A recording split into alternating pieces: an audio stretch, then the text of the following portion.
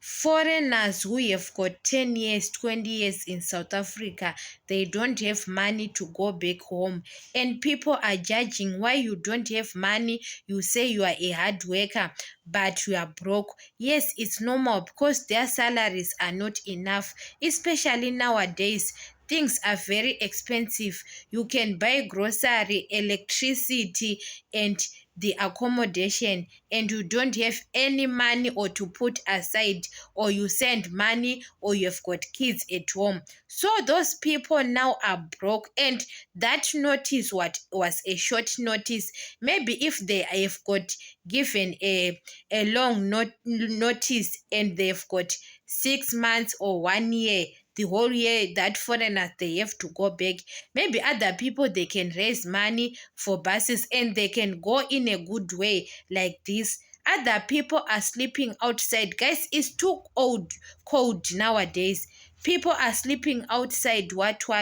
So I think it was not okay the way the condition now, especially Malawians, Zimbabweans are struggling a lot on transport.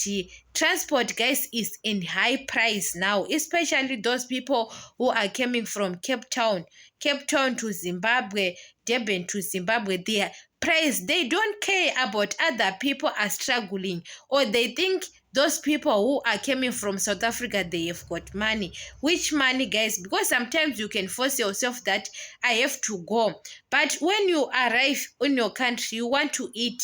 It's a problem. You want to, other people they don't have an accommodation. When they arrive, they have to rent a house, maybe in Harare or somewhere.